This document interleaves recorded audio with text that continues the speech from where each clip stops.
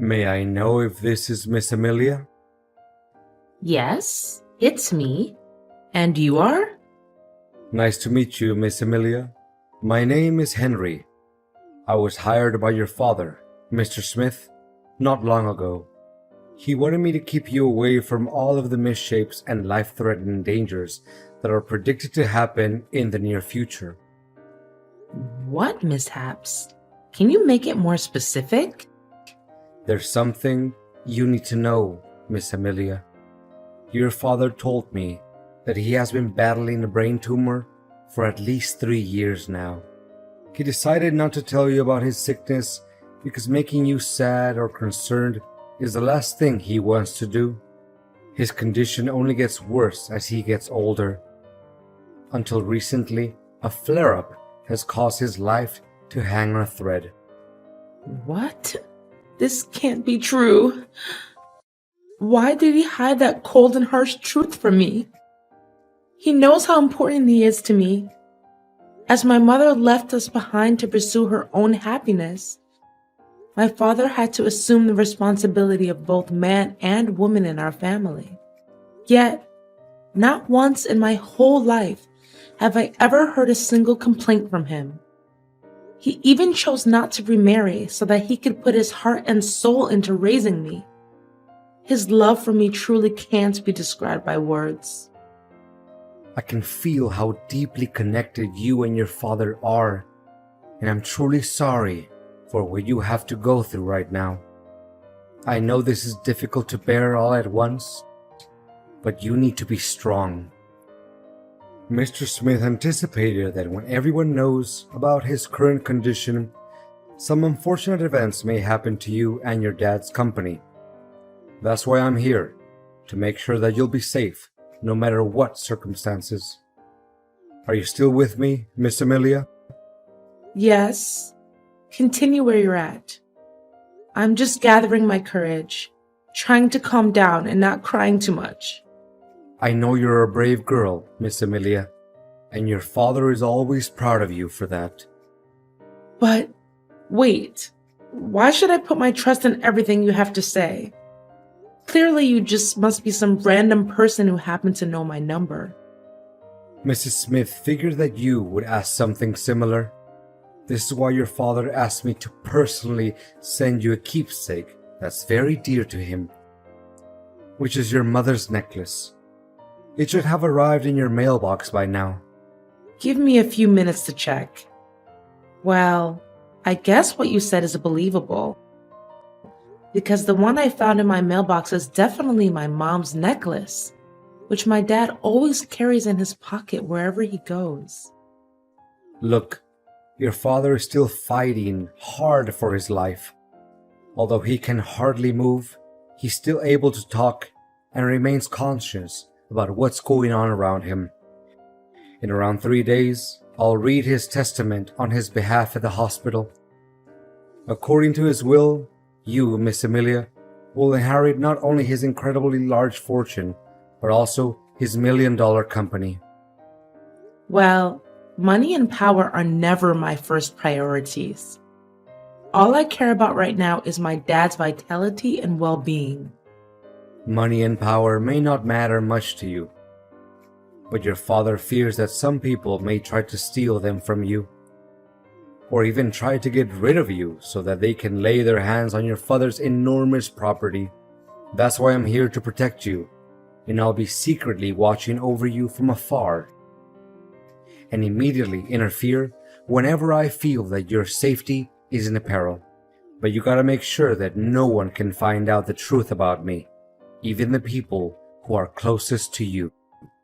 If that's what my dad wants, then I have no reason to disobey. But may I know the identity of people who want to harm me to appropriate my dad's wealth? Well, there are some names on your father's list of possible suspects. Until now, they haven't made any shady move yet. But it doesn't mean that you can let your guard down. Remember, anything can happen and put your life at risk after your father makes his announcement in a few days.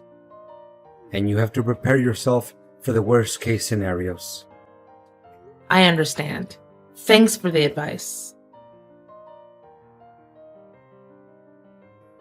Honey, my heart will be broken into a million pieces if one day I can no longer see my dad again.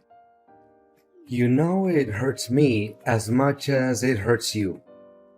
But as the doctor said, your father's at the final stage and his chances of making it through are very slim. Please don't say that.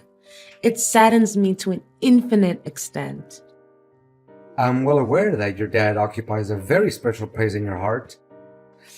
But now that his part in this lifetime is almost complete, don't you think it's about time that we need to start focusing on keeping up his legacy and make him proud? Legacy? You mean his company? Well, I don't see any point in avoiding this matter. In fact, your father has dedicated his whole life for the growth of the company. Correspondingly, I'm sure that he would want us to take over his place and prolong his thriving business, don't you think? It really doesn't make any sense if you let his lifelong effort go down the drain by worrying too much about his destined demise. I mean, you may have a point in what you're saying, but honestly, there's no spare room for anything else in my mind right now other than my dad's life being on the line. I acknowledge what you have said, and I'm sympathetic to it. However, an organization can't operate without a leader. If you feel like you're not up for the task just yet, it's my duty, as your husband, to help you weather the storm and get through this time. To put it more precisely, I would like to lend you a helping hand and take the responsibility of Chief Executive Officer, the position which your dad used to have. Of course, the company share that your father once held is still under your ownership. So, what do you say?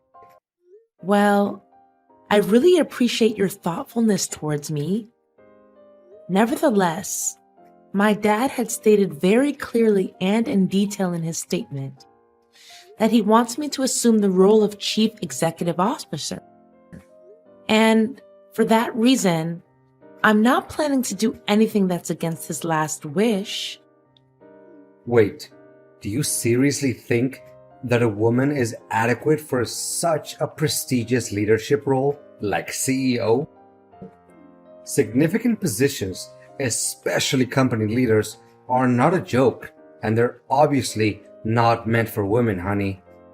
Don't let your brainless things like feminism trick you into thinking that you'll be able to fulfill such a substantial duty. What is your problem with women taking on significant positions at the workplace, really? Amelia, you do realize that women always have to depend on men to get everything done, right? You women can never decide anything for yourself, and you easily let your emotions get the best of you. If you still care about the family that we'll build together, you should reconsider your place and fulfill your duties as a wife, which means doing household chores and bearing my children. Well, I don't see anything wrong with me taking on leadership responsibilities. I graduated top of my class, and I dedicated 7 years to achieve my master's degree and PhD in economics. I even devoted more time working for the company than you did. To back up my words, I started from the bottom and I made my way to higher positions step by step. Nothing was handed to me on a silver platter, you know. I know, but don't you think it's a little weird that the husband works as a subordinate to the wife? Why? I don't see anything that's weird about it. Honey, it's about finding the one that's more suitable for the job. That's all. It has nothing to do with the roles we have in our family. I honestly don't have any clue about why I still have to stick with an inferior job title like sales manager. It's literally nothing compared to your position, which leaves me no choice but feeling unfairly treated. I mean, didn't he take any of my hard work into account? You do realize that to get to the point where you're at now, it takes other people at least 3 years? You had it easy enough and got promoted to manager in only 5 months just because you're my husband. I mean, what will other people say? They may think that I'm nothing but merely a parasite in your family. Not getting the highest position of the company doesn't make you a parasite, William. What's wrong with you all of a sudden? I thought you enjoyed your current job. I did, until I figured out how deceitful your father was. He promised that I would take his place after he retired. Now he swallowed his own words and had you take over the position instead. What? How can you make up such a lie? If my father intended to let you take control of the company, he would have told me about it. He never makes any important decisions without letting me know firsthand. Look, William, I don't want us to fight over this kind of thing. We're family, and being family means helping each other out in times of need, not picking a quarrel with one another over power and inheritance. Let me make it clear to you once and for all. If I don't get to work as the chief executive officer of the company, I demand a divorce as soon as possible. What? How could you say that so easily after our 3 years of marriage? And most important of all, in the toughest time of my life, when I'm about to lose my father? Well, your father doesn't treat me very nicely as well. He let you inherit his position because me and him are not biologically related. Guess once an outsider, always an outsider, right? He never saw me as his son after all. I said it. Let me take over your dad's position, or you can consider that our marriage is over. All right, I'll think long and hard about it. William, you can't believe what happened to me when I was on my way home after Dad's funeral. First, I was nearly hit by a truck while crossing the road. Then, out of nowhere, a flower pot almost fell onto my head. I bent down to tighten up my shoelaces.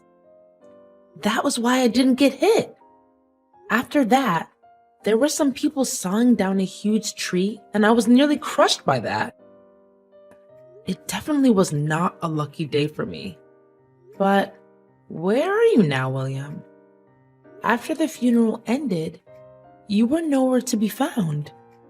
Everyone was so worried and they looked for you everywhere. What a shame to hear all of those unfortunate events. I'm not at home, by the way. And why should I be? What? What are you saying? Well, first of all, now that your father is dead, why should I be around you anymore? After all, it's his fortune and power that I went after in the beginning, not some kind of foolish love between you and I. You're telling me you didn't have any feelings for me in the first place? Not a tiny bit.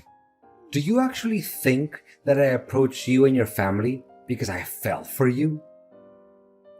That's the most ridiculous joke that I've ever heard in my entire life. The only attractive thing about you is your dad's money.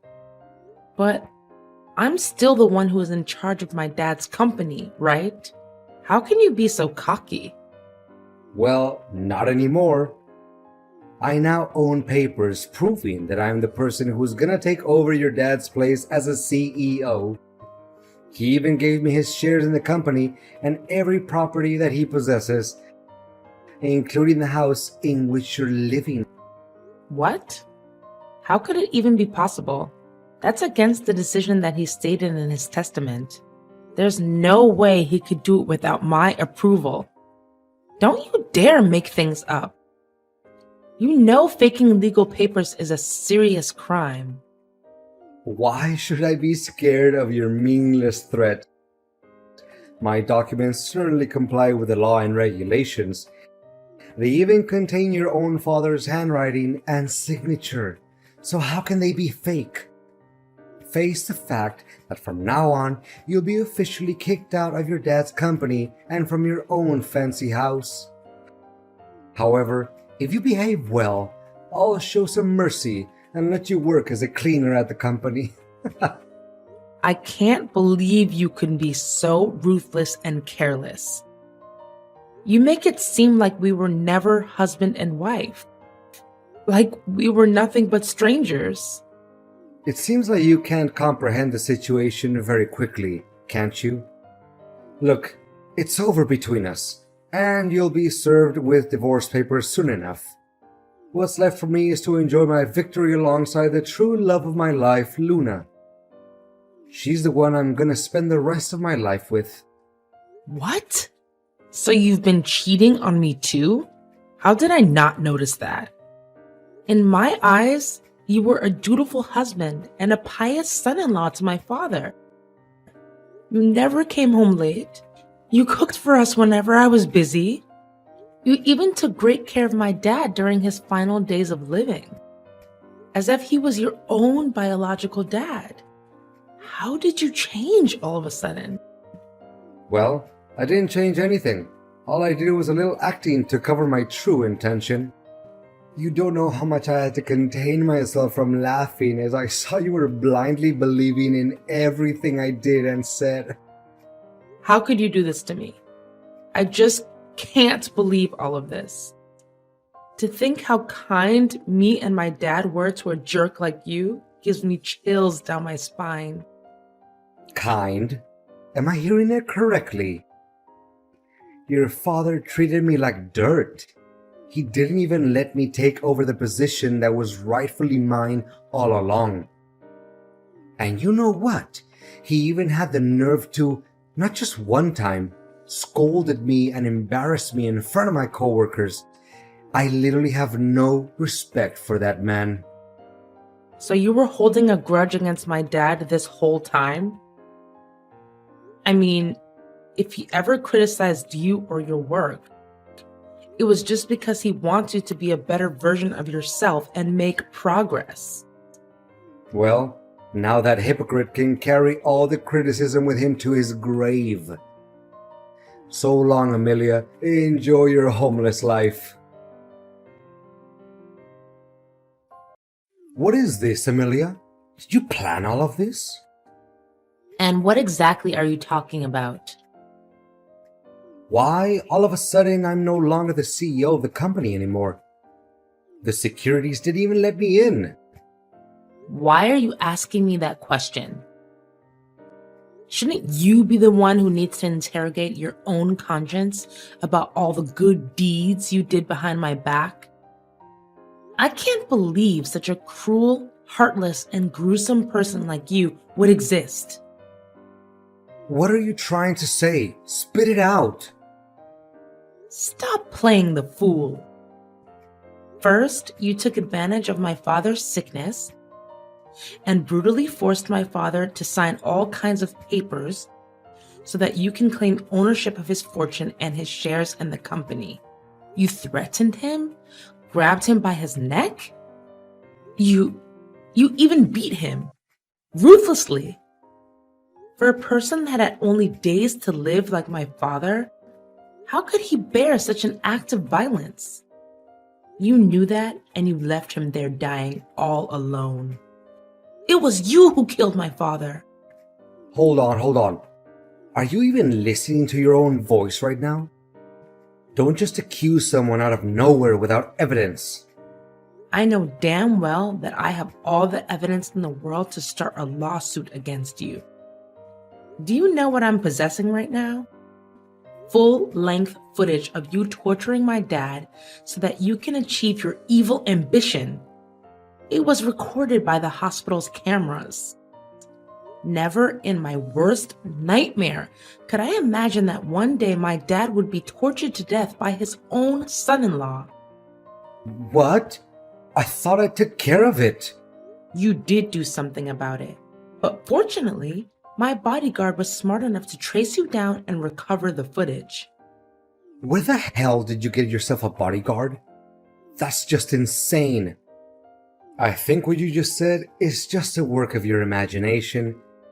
I mean, you're just talking nonsense to scare me. Not only that, my bodyguard also provided the police with evidence proving how you and your mistress pull off every scheme you could come up with to murder me so that no one could ever threaten your throne anymore. Honestly, I can't imagine how wicked and cold-blooded you can get in order to seize what you want. Just in the morning, if my bodyguard hadn't tested the food before giving it to me, I would have been poisoned to death. Guess you also bribed the hotel staff, right? Just like every other sin you committed when you were working for my dad, right? You'd better watch your mouth, you wretch. Let me see. Faking receipts, taking bribes, embezzling the company's operating budget, leaking confidential information to other competitors, and not to mention murdering my father and failed attempt to assassinate me? I'm done arguing with an inhumane person like you. If I were in your shoes right now, I would start coming up with any possible reasons to defend myself in front of the court. Oh no, I think a police officer is knocking at my door. What should I do? Please, withdraw your complaint along with the evidence. You can't do this to me. Your days of abusing your power and violence are over, William. Don't ever let me see your face again. As the story got around, my case immediately grabbed the press's attention. The public, especially William's colleagues, were so angry that they even came to William's parents' place to demand justice for me. William fought as hard as he could and came up with every absurd and invalid argument to defend his crimes. However, with all the evidence that my bodyguard secretly helped me gather, I still won the case. Finally, my ex-husband's mask was exposed along with all of the dreadful crimes that he committed for the sake of power and money. William was sentenced to 20 years in prison, and all of his property was confiscated and returned to its rightful owner, which is me, the CEO of my dad's company. Being a competent, talented woman with a solid academic background, the substantial duty of a leader doesn't slow me down at work. In fact, it helps my capacity and qualities stand out, which contributes to fortifying the position at the company. My bodyguard is still doing a great job at protecting me from every danger I could possibly encounter. Well, he's not only my bodyguard anymore, but he's also my best friend, a person who I can share each and every one of my secrets with. And most importantly, he's my future husband.